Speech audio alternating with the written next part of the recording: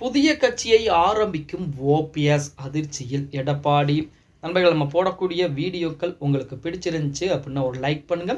நம்ம சேனலுக்கு வரக்கூடிய புதிய பார்வையாளராக இருந்தீங்க அப்படின்னா மறக்காம சப்ஸ்கிரைப் பண்ணிட்டு அப்புறம் வீடியோ பாருங்க. அதிமுகவிலே ஒரு தங்கமான தலைவராக ஒரு காலத்திலே வலம் வந்தவர் தான் நமது அண்ணன் ஓபிஎஸ் அவர்கள். அப்படிப்பட்ட ஓபிஎஸ் தற்போது அதிமுகவுடைய அதிமுக இருக்கக்கூடிய அந்த நபர்களால் சூழ்ச்சி வலையால் வீழ்த்தப்பட்டு தற்போது தனிமரமாக நின்று கொண்டிருக்கிறார் அப்படின்னே கூட சொல்லலாம். இப்போ ஓபிஎஸ் அவர்களை பொறுத்த வரைக்கும் அதிமுகவிலிருந்து வெளியேற்றப்பட்டார். அதற்கு அடுத்தபடியாக சட்ட போராட்டத்தை தொடர்ந்தார். சட்ட போராட்டம் பார்த்தீங்க அப்படின்னா அந்த அளவுக்கு கை கொடுக்கல அப்படின்னு தான் சொல்லி ஆகணும். இன்னுமே 4-5 வழக்குகள் நிலுவையில் போய்கிட்டு இருக்கிறது. அது அடுத்த பிரச்சனை. அதுக்கு அடுத்தபடியாக தேர்தல் ஆணையத்தை நாடி பார்த்தார். தேர்தல் ஆணையமே எடப்பாடி பழனிசாமி அவர்களுக்கு இந்த முறை இரட்டை இலை சின்னத்தை கொடுத்துட்டாங்க. அடுத்து தொண்டர்கள் உரிமை மீட்பு குழு அப்படின்னு சொல்லி குழுவை ஆரம்பித்தார். அந்த குழு சுறுசுறுப்பாக இயங்கிக் கொண்டிருந்தது. இப்போ நாடாளுமன்ற தேர்தலுக்கு பின்புதான் சுறுசுறுப்பு என்பது குறைந்திருக்கிறது அப்படின்னு சொல்லலாம். என்ன காரணம் அப்படின்னா ஓபிஎஸ் உடன் இருந்த நம் தலைவர்கள் பூரா தனி அணியை உருவாக்கியிருக்காங்க. அவங்க தனி அணியை உருவாக்கினாலுமே இன்ன வரைக்கும் வந்து ஓபிஎஸ் உடன் ரகசிய பேச்சுவார்த்தையில் ஈடுபட்டு கொண்டிருக்காங்க அப்படிங்கிற மாதிரி தகவல்லாம் வெளியாகி கொண்டிருக்கிறது. இப்படிப்பட்ட ஒரு சூழ்நிலையிலே ஓபிஎஸ் அவர்கள் நேற்று தினம் ஒரு ஆலோசனை கூட்டம் என்பது போட்டிருக்கிறார். அந்த ஆலோசனை கூட்டத்திலே பார்த்தீங்கன்னா ஓபிஎஸ் அணியிலிருந்து பிரிந்து போன வைத்திலிங்கம், புகழேந்தி, ஜேசிடி பிரபாகரன் இந்த மாதிரி நபர்கள்லாம் வந்து இணைஞ்சு ஆலோசனை கூட்டம் போட்டிருக்கிறாங்க. அந்த ஆலோசனையில் வருகின்ற 2025 பிப்ரவரி மாதம் வரைக்கும் எடப்பாடி பழனிசாமி அவர்கள் கால அவகாசம் கொடுத்திருக்கோம்.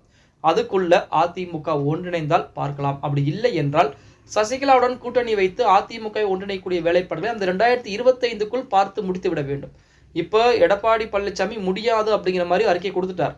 அதற்கு ஏற்றாற் போல நம்ம சசிகலாவுடன் கூட்டணி வைத்து அந்த கூட்டணியின் மூலமாக அதிமுக ஒன்றிணைப்பக்கூடிய வேலைப்பாடுகளை 2025 பிப்ரவரி மாதத்திற்குள் பார்க்க வேண்டும்.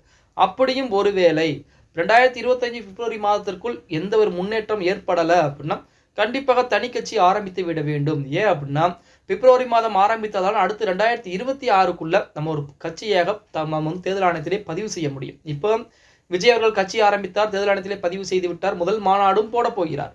அதே போல நாமும் புதிதாக ஒரு கட்சியை ஆரம்பித்து அந்த கட்சி எடப்பாடி பழனிசாமிக்கு எதிராக நாம் அனைத்து விதமான வேலைப்பாடுகளையும் செய்ய வேண்டும். அதிமுகவிற்கு எதிராக செய்யக்கூடாது, ஆனால் எடப்பாடி பழனிசாமிக்கு எதிராக நாம் அனைத்து விதமான வேலைப்பாடுகளையும் செய்தாக வேண்டும்.